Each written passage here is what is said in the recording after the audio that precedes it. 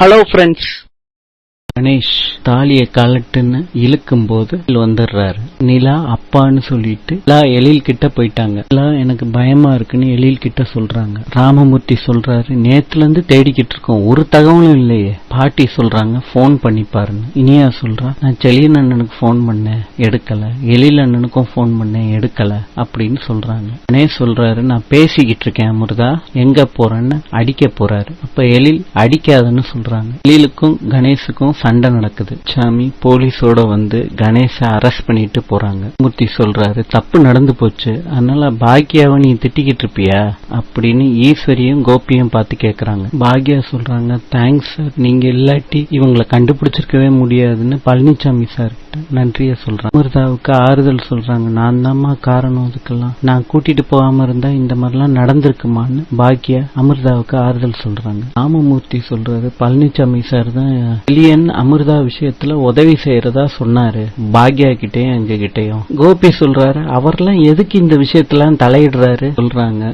கோபி கிட்ட. அவ சொல்லக்கூடாதுன்னு தான் பாக்யா, ஆனா சொல்லிட்டாலே, அதெல்லாம் நான் அவகிட்ட சொல்ல முடியுமா சொல்லாதன்னு சொல்றாங்க.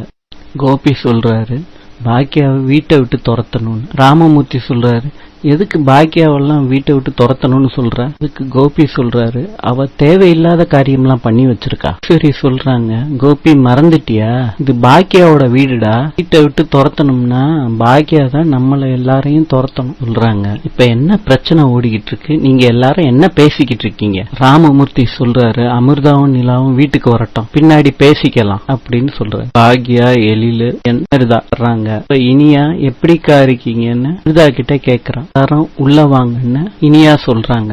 ராமமூர்த்திக்கு சந்தோஷமா, எல்லாரும் வந்துட்டீங்களா அப்படின்னு சொல்றாரு. நடந்ததெல்லாம் ராமமூர்த்தி கிட்ட பாக்யலட்சுமி சொல்றாங்க. ராமமூர்த்தி சொல்றாரு, படுபாவி எப்படி பண்ணிட்டானே கணேஷ். ஈஸ்வரி சொல்றாங்க, உனக்கு ஒன்னும் பிரச்சனை இல்லையே சொல்றாங்க. கோபி சொல்றாரு, இப்ப பிரச்சனை இல்ல, அவனுக்கு பெயில் கிடைச்சு திருப்பி வந்துட்டானா திருப்பியும் பிரச்சனை வந்துருமே அப்படின்னு சொல்றாங்க. அதுக்கு ஈஸ்வரியா ஆமா இல்ல அப்படின்னு சொல்றாங்க. செலியன் அவனுக்கு பெயில் எல்லாம் கிடைக்காது அப்படின்னு சொல்றாங்க. பாக்யலட்சுமி சொல்றாங்க, பெயில் எல்லாம் கிடைக்காது, அவன் வந்து அமிர்தாவையும் நிலாவையும் கடத்தி இருக்கான், அதனால கிடைக்காதுன்னு பாக்யலட்சுமி சொல்றாங்க. கோபி பாக்யலட்சுமி கிட்ட சொல்றாங்க, நீ கூட்டிட்டு போகாம இருந்தா இந்த பிரச்சனை வராதுல்லன்னு சொல்றாங்க. அதுக்கு பாக்யலட்சுமி, உடம்பு சரியில்லைன்னு சொன்னா நான் என்ன சொல்ல முடியும் அவங்க கிட்ட, அதனாலதான் கூட்டிட்டு போனேன், இப்ப நிரந்தர தீர்வு தான் கிடைச்சிருச்சே அப்படின்னு பாக்யலட்சுமி சொல்றாங்க கோபி கிட்ட. ஈஸ்வரி சொல்றாங்க, இனிமேட்டு எந்த பிரச்சனையும் வராதே பாக்யலட்சுமி, எதுவும் வராது அப்படின்னு ஈஸ்வரி கிட்ட பாக்யலட்சுமி சொல்றாங்க. ராதிகா சொல்றாங்க, கோபி நீங்க ஆபீஸ் கிளம்பலையா, டைம் ஆயிருச்சு, கொஞ்ச நாளாவே ஆபீஸ்ல வேலை இல்ல, ஸ்டாஃப் எல்லாம் நல்லா வேலை பாக்குறாங்க. ராதிகா சொல்றாங்க, கோபி என்கிட்ட ஏதாவது மறைக்கிறீங்களா? நாளை சந்திப்போம்.